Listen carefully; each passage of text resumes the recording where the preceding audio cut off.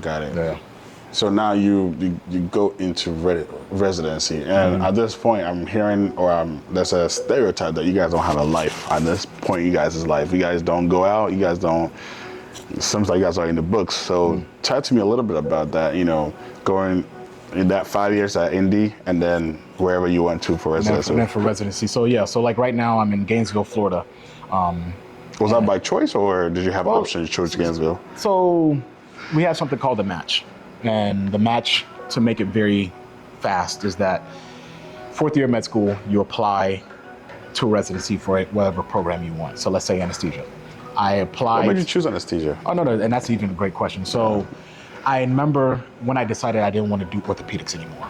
I wanted to choose a specialty, and it's for two reasons. I wanted to pick a specialty that would allow me to, if I was outside of the hospital, what specialty would be most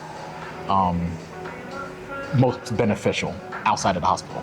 And I realized, I initially thought emergency medicine, and I was thinking that for a while until I did my anesthesia rotation, and I learned there's a term that they use for anesthesiologists, the master resuscitators. Because while we're in the operating room, the patients are going through all these hemodynamic changes, and you have to keep them stable. And I think it's, outside of the hospital, if somebody fell down somewhere, the same principles apply. So that was the first reason. Without your fancy little drugs and all that? Yeah. I mean, just knowing simple, I won't say simple, but BLS, basic life support, or ACLS, advanced cardiac life support, those are things that we do every day. So, I feel relatively comfortable, outside of the hospital, being able to still be able to do that. They call us master resuscitators, the master of the airway, Talk to me a bit, yeah. So what does an anesthesiologist do? Because unfortunately, I've had surgery before, and I thought you guys just came in, put drugs into my IV, put me to sleep, and woke me back up. And that's what I think you guys do. Yeah. So educate me a bit here. No, and absolutely, because I don't think I truly understood the field of anesthesia until I got into residency. So, to start off simple, as a general anesthesiologist, you are aiding in patients' safety while they're undergoing surgery. So the surgeons, you have to know what the surgeons are going to do, and you have to figure out a plan to get them through the procedure. You may have simple procedures that might be just, an eyeball case in which there's not much change in a patient's hemodynamics. So when you say hemodynamics, break it down to a 5-year-old. What do you mean? Hemodynamics, so their blood pressure, their respiratory status, because many patients that end up going under anesthesia, they replace a breathing tube. And the breathing tube just allows us to get better control of them while they're going through this procedure. And that may make more sense for patients who are undergoing cardiac surgery. For cardiac surgery, again, they're literally on the heart. So we have to figure out the best way to have them successfully go through that, and the drugs that they need to go. So with those, pretty much any patient that undergoes anesthesia, they get intubated. So we place a tube in their airway and put them on a ventilator for them to breathe on their own. And that helps them, because a lot of the medications that we give may suppress their ability to breathe. So being able to control that, given medication that they may need as they're going through the procedure, because something in the procedure may make their blood pressure go up. So make sure it goes down, making sure they maintain a certain level of consciousness during the whole case, and being able to then bring them back out. It's an art. What drugs do you guys use, man? It's absolutely an art. I mean, for typical general anesthesia, propofol is the one that many people may say burns as you go in. Man. I hate that. Fentanyl, which is a scary drug. That's a popular one nowadays. Yeah, that's a pain medication that helps patients. A muscle relaxant, because as patients are going through the procedure, you don't want them to be moving, even involuntary, because even though they're all the way asleep, patients can still move while they're. So a muscle relaxant to keep them still. Those are all the big things. And then while they're asleep, there's a volatile gas that's going through the tube that's keeping them asleep. And when they're ready to wake up, we turn that gas off, and they slowly wake up. So that's it in a nutshell. I think it would be unfair to mention though, like anesthesia is much more broad than that. You could subspecialize in the ICU, chronic pain, taking care of chronic pain, and cardiac surgery, cardiac anesthesia, obstetric anesthesia, neuro anesthesia, and these are all very subspecialized things that if you. So which one are you specializing in then? So right now is general. I've flirted with the idea of doing critical care and cardiac, but we'll see where life takes me, honestly, in terms of. The cardiac sounds scary, man. 'Cause that one, you're with the heart, man. Oh no, and those are longer surgeries because usually heart surgeries are longer. Oh yeah. But people that really, people say this, people that really love anesthesia typically go into cardiac because everything that you do in anesthesia, you will do in one case for a cardiac case. They're very fun cases to be in as an anesthesiologist. I love them. You said fun, yeah. I've done my fair share of them. Okay. I enjoy it. Yeah. What's the longest surgery you've ever had? It was a cardiac case I did during my second year. The case started at 8:30 and we got done at 2 a.m. Yep. That was a tough night. It was October last year. But again, these are all, and it was because during the case, there was a complication and then the surgeons had to fix that. And that's another thing with anesthesia. As we're dealing with as they're dealing with their complications, we also have to be flexible. That's the biggest thing I've learned from being an anesthesiologist, having to be flexible. Because again, anything can happen while you're in a procedure. So, you want to communicate well with the surgeons on what's going on, see what's going on with the patient, and just continue to adapt to get them through the procedure. So in the surgery room, they're operating. You've already put the guy to sleep, right? Right. Do you guys leave the room and they call you as needed, or you guys are there with them, just chilling and watching them? Yeah. Because things happen. If some patients, if they are very healthy, you may not have to do much, but typically patients who need surgery, they're sick, and the sicker the patient, the harder. The more in terms of interventions that you will have to do during the procedure. When you said I guess it depends on what kind of surgery it is, right? Right. So somebody came with a broken leg playing soccer and they need immediate surgery. You might not, but something like that. Yeah.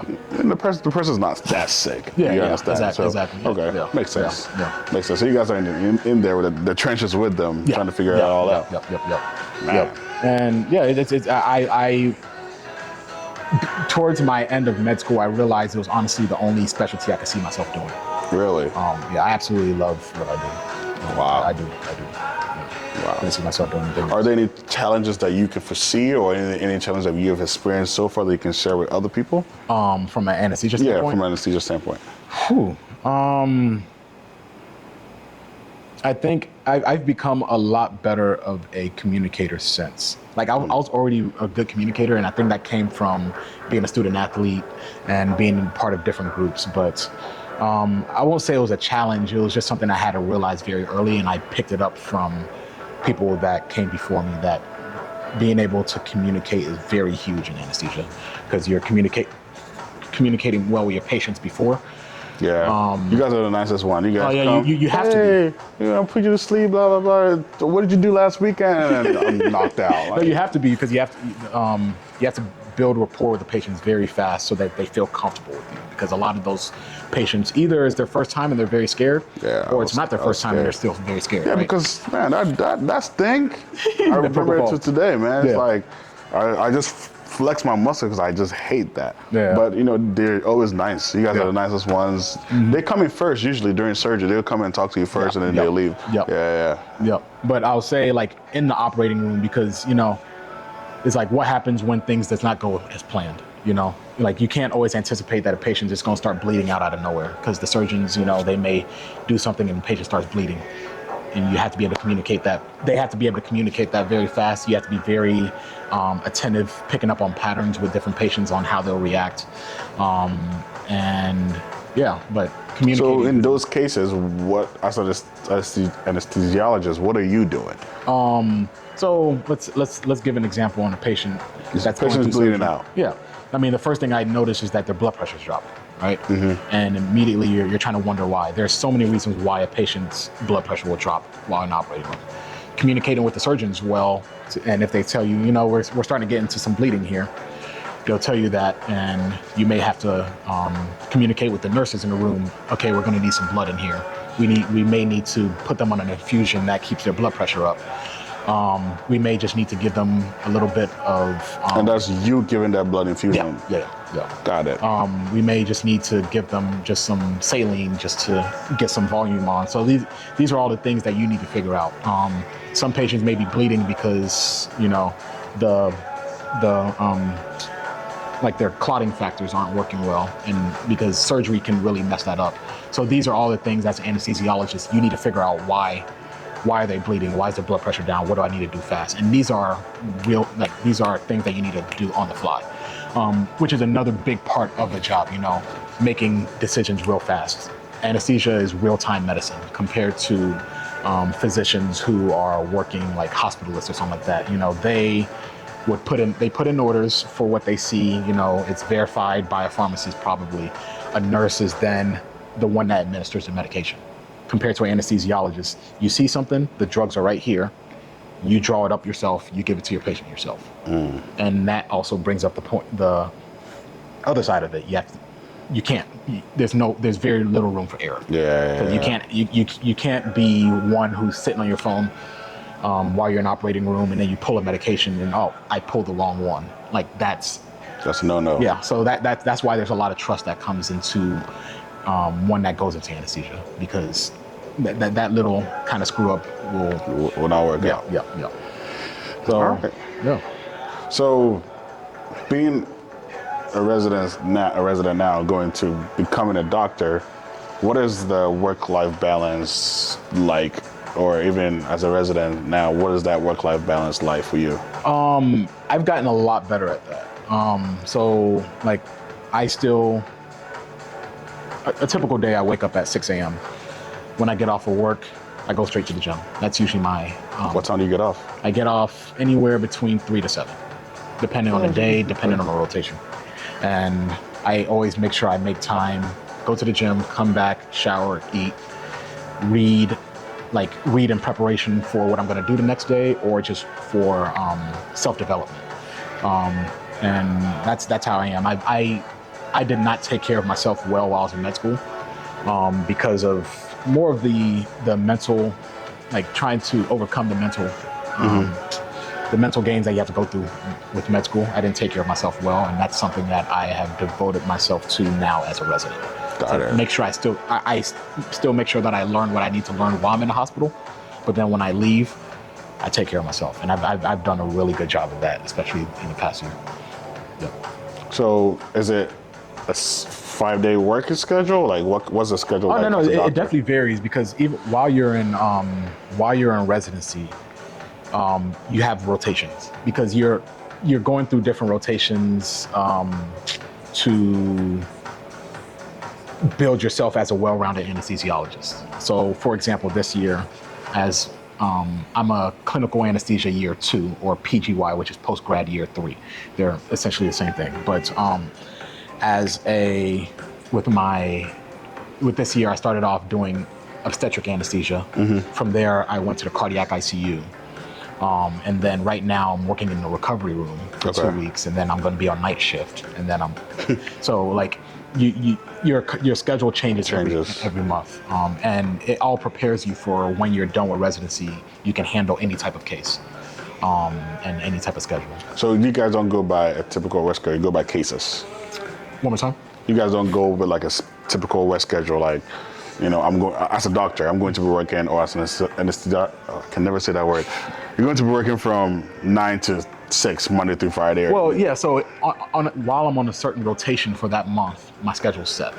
But then when I go to another rotation, it might be something else. Gotcha. But this is as a resident. When I then become... I'm talking about when you become When I become an attending, I'm probably going to have a set schedule. Okay. And then, there are times in which I'll be on call, in which, if a case comes in, I got to come home from home. And but the lifestyle of an anesthesiologist is pretty good compared to other ones. Yep. And the money is still, because I heard doctors are, Oh, yeah. y'all filthy rich, No. I would say filthy rich. I mean, and I say that for anybody who is listening and thinking about medicine, do not go into it because of the money. Like, because when things get tough, the potential money you'll be earning 10 years from now is not what's gonna push you through to study. Right. So, but I mean, you're gonna live comfortably. Honestly, with any type of medicine that you go into, but anesthesia, you definitely live comfortably. But I didn't go into it because of the money. It was a combination of what I wanted to get out of it as a physician in the real-time medicine, and then also lifestyle was really important to me. Nice. Cool, man. So how much longer do you have to finish? I will be done end of June 2025. Nice. So I have this year and then next year. And when I say years, the years start in July. Okay. So, I have this year and then next year, and then I'll be done June 2025, and then. And that makes it how many years then? Total. That would be the 4, 5. Let's see, 4, 5, 4. So 8. About 13. 13 years. And wow. it's an investment. I mean, I'll stress again that you cannot go into this because of the money. I truly do enjoy what I learn, which is why I'm happy that I found a specialty that I like. And I enjoy what I do, and anytime I'm reading about medicine, especially for anesthesia, I read it because I want to read it, not because it's a hassle. Yeah, you have to do it. That's always important. If it doesn't feel like a job anymore, that's when you're actually enjoying what you're Absolutely. doing. Once it starts feeling like a job, you're not enjoying it, man. Absolutely. You're not enjoying it. Yeah. But yeah, any final takes, any final thing you want to throw out to people who want to become a doctor or? No, I mean, again, the big thing is, one, figuring out why you want to do it. If it's because your parents or somebody else is pushing you, probably not the best idea, because you're going to burn out really fast.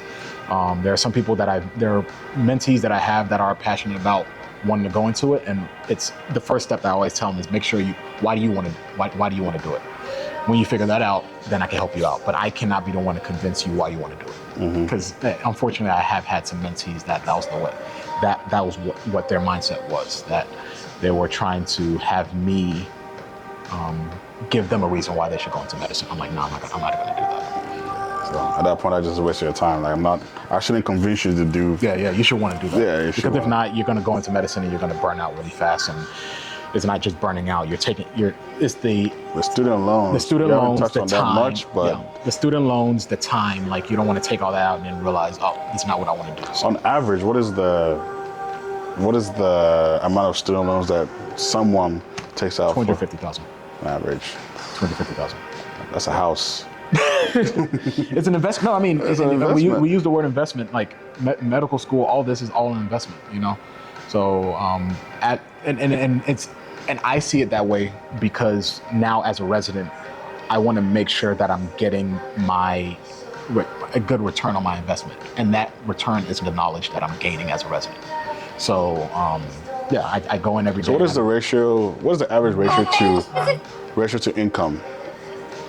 I'm taking on $250,000. How much am I making a year to pay off that student loan? What is the ratio to income on average? I don't know. I mean, I think anesthesiologists make about maybe $300,000 a year. So like you'd be able to I think that's about the average. So you'd be able to pay back your loan as well. Makes sense. Man, it sounds like good money, man.